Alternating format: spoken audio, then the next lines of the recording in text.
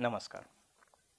माझं नाव रविकांत मल्लिकार्जुन भंडे आणि आज मी आपल्या सगळ्यांना ऐतिहासिक पार्श्वभूमी हा भारतीय राज्यव्यवस्थेमधला एक खूप महत्त्वाचा मुद्दा आहे त्याच्याबद्दल डिस्कस करणार आहोत, त्याच्याबद्दल आपण बोलणार आहोत.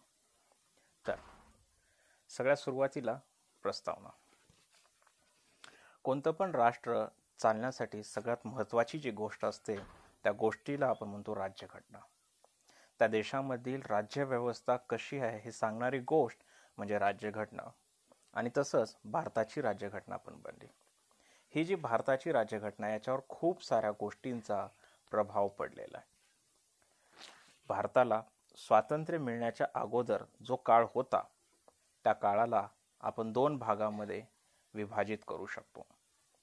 त्याच्यातला पहिला भाग जो आहे तो आहे कंपनीची राजवट आणि दुसरा भाग जो आहे तो आहे राजाची राजवट. हे जे 2 भाग आहेत या दोघांचा टाइम पिरियड आपल्याला इथे दाखवण्यात आलेला आहे.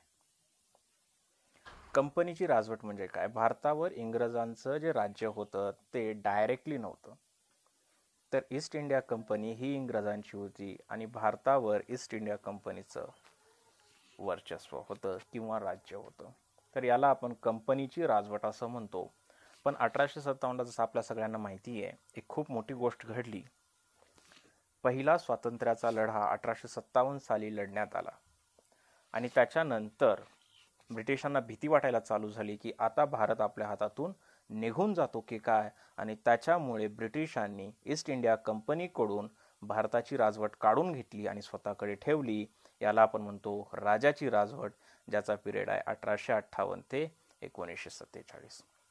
भारताला स्वातंत्र्य मिळेल असं जेव्हा राजनेत्यांना विचारवंतांना वाटायला चालू झालं तेव्हा भारतातली राज्यव्यवस्था कशी असावी याच्याबद्दल विचारविनिमय करण्यास त्यांनी सुरुवात केली. आणि याच्यातूनच त्यांना कळायला चालू झालं की संविधानाची गरज आहे असं खूप साऱ्या नेत्यांना वाटायला चालू झालं. व्यवस्था याचं जे मूळ आहे ते ब्रिटिश राजवटीमध्ये लपलेलं आहे. ब्रिटिशांचा खूप मोठा प्रभाव आपल्यावर आढळतो. तर सगळ्यात अगोदर आपण कंपनीच्या राजवटीबद्दल थोडंसं बघून घेणार आहोत. आणि पहिला ऍक्ट आहे रेग्युलेटिंग ऍक्ट. हा जो ऍक्ट आहे तो 1763 साली बनवण्यात आला. किती? 1773 साली याला रेग्युलेटिंग ऍक्टला आणण्यात आलं.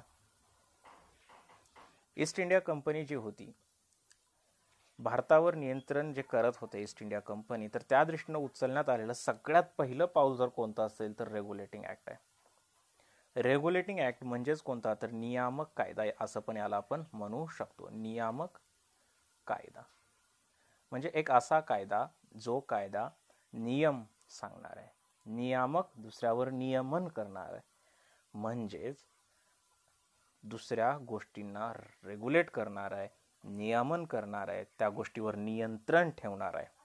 तर नियंत्रण ठेवण्यासाठी, भारतावर नियंत्रण ठेवण्यासाठी ब्रिटिशांकडून उचललं गेलेलं हे पहिलं पाऊल होतं. आणि या पावलाद्वारे काय झालं तर एक खूप मोठी गोष्ट घडली.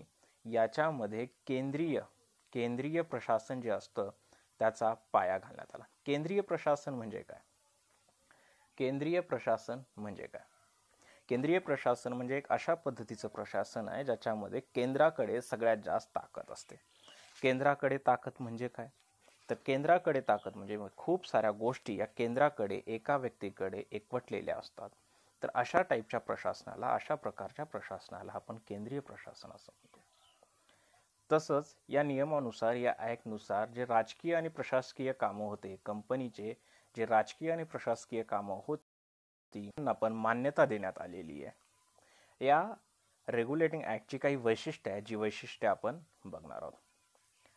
सगळ्यात अगोदर बंगालचा जो गव्हर्नर होता त्याला आता गव्हर्नर जनरल असं म्हणायला चालू करण्यात आलं.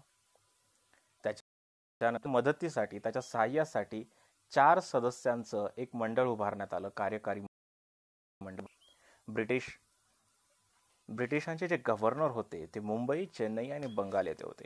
बंगालचा जो गव्हर्नर होता त्याला त्यांनी गव्हर्नर जनरल असं म्हणलं. तर मुंबई आणि चेन्नईचे जे गव्हर्नर होते ते बंगालच्या गव्हर्नरच्या खाली आले. म्हणजे त्यांचा दर्जा कसा झाला तर दुय्यम दर्जा त्यांना प्राप्त झाला. तर मुंबई आणि चेन्नईचे जे गव्हर्नर होते ते दुय्यम बनले. तसंच या ॲक्टमध्ये खूप महत्त्वाची गोष्ट घडण्यात आली, ती आहे सर्वोच्च न्यायालय.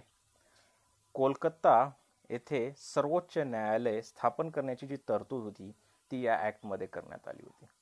आणि कंपनीचा भ्रष्टाचार खूप जास्त वाढला होता, म्हणून लाच आणि भेटवस्तू स्वीकारण्यावर बंदी घालण्यात आली. तर ही रेग्युलेटिंग ॲक्ट 1773ची काही वैशिष्ट्ये आहेत. तर इतकं बोलून मी थांबवतो. धन्यवाद.